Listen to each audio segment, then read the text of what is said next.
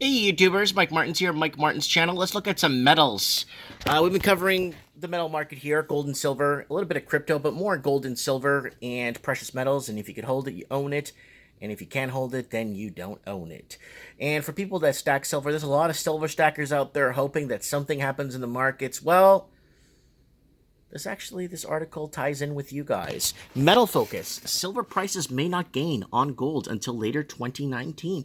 So looking on gains in silver, I think in my wholehearted heart of thoughts that gold is severely undervalued, and so is silver. Silver is extremely undervalued only because of how much it is out there to how much paper certificates have been made.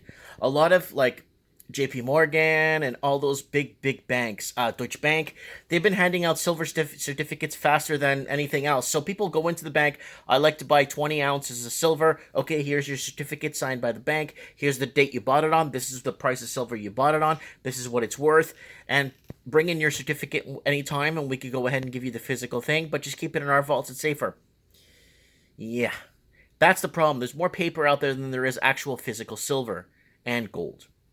Silver, I think it's like three papers to one silver ounce that's out there from what I've been checking. This is last year's numbers I was looking into. So, yeah, it does not look good.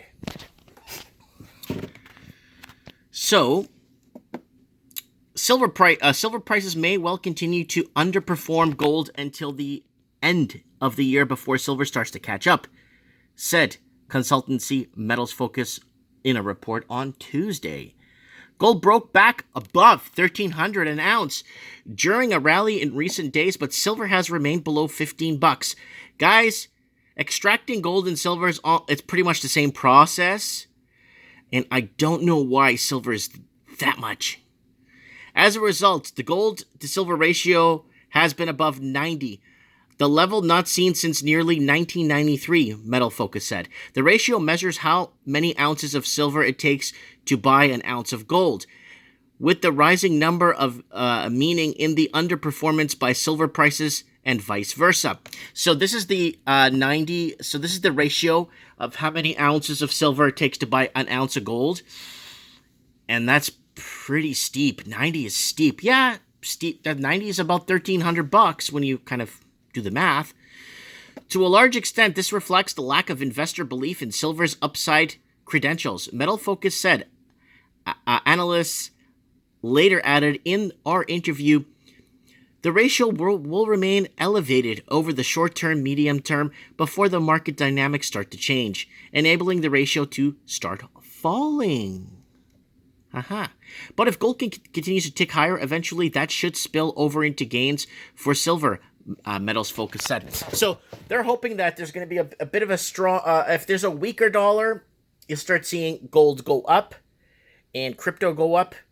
Hopefully silver would jump on piggyback if we got a weaker dollar. If they lower rates, you'll start seeing the bond market look more attractive. Heck, you might even see the 2 and the 3 year or 5 year be better than the 20 and the 30. The way things are headed right now, right? So I don't think anyone's going to sell their gold lower than 1,300 an ounce. I don't think nobody in their right mind right now would do it. But we have to see what happens if we get a strong dollar, and with all these countries unpegging from the petrodollar or the U.S. dollar, we're going to start seeing huge dynamic shifts in the markets. But gold continues to tick higher. Eventually, that should spill over gains into silver, Metal Focus said. Even though the gold price has strengthened this week, further substantial price upside may only emerge towards a year-end, analysis wrote. At the point, we could see the silver price start to gain from positive spillover effects. As silver then starts to strengthen, it will benefit from being a far smaller, less liquid market compared with gold. As such, the silver price should then start gradually outperforming gold, driving the gold to silver ratio lower, a trend that would expect to continue into 2020. So this is every silver stacker's dream. The gold to silver ratio get lower. Let's say it gets at 90. Let's say it gets to 77 or 65. That's huge. Factors that reflect the challenges Facing silver include lackluster investment in the U.S. metals focused. Focus said January May sales of U.S. Eagle silver bullion coins were up 42% from the same period a year ago. However, Metals Focus said the comparison looks stronger than it is since sales in the same period a year ago were weak. So remember, guys, what the sales were in actual physical gold bullion coins. So taking a step back, while 2019 may see U.S. silver coin and bar demand improve, it will still remain low by historical standards, Metal Focus said. Silver has also struggled because of its dual role as an industrial and precious metal, whereas gold is mainly a precious metal. Yeah, a lot of people don't melt gold unless it's jewelry, but I don't see anybody outside of gold outside using it for anything else but jewelry, right? Even though global silver industrial demand has been relative upbeat and ratcheting up the U.S. trade tensions both with China and Mexico has further encouraged professional investors to either cut their long exposure to silver to bet on further price weakness, Metals Focus says. This helps explain the growth in the net managed money short positions in COMEX, which by late May has risen to their highest since October 2018. So the amount of silver I think that's out there, that's literally physically out there, I think there's more paperwork. There's more paper certificates out there than there is actual its weight in silver. So it's going to be very interesting with oil slumping right now and Bitcoin, Bitcoin looking like it's slightly rallying and doing well, and global stocks are kind of on the most of it's plateauing, but a lot of it's going down. Especially oil took a big hit today, and platinum is sitting in around the $805 mark. Silver sitting out the $478 mark, and I think gold sitting at $1,310 mark right now. So I think palladium is sitting at $1,313. It's down $2 from what the market was in. Oil, I think, is just under $55 or $53 a barrel.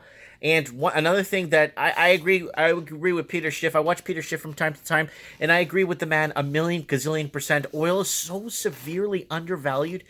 The amount of assets these companies own, as opposed to a .com or some stupid tech company where everybody that's working there is on contract. They have office desks and office space that they're leasing as their assets. That's it. And a couple of computers. Where oil companies have dump trucks, they have wells, land, employees, they got pipelines, they got all kinds happening from them. And I think right now oil prices is at a bargain right now. Some oil big giants out there are at a bargain price right now. Hey, I'm not giving you financial advice. I'm not telling you where to put your money. Always do your own research. Make sure you do your due diligence and research. It's fun researching this stuff. It's fun how to, extract your next fortune. Where is it going to come from? Take your time, do your research. Or if you can't, get professional help. Thanks for watching. Mike Martins here. Don't forget to follow me and support me on Patreon. I'm on Minds.com. All links above in this channel. Thanks for watching and have yourself a great day.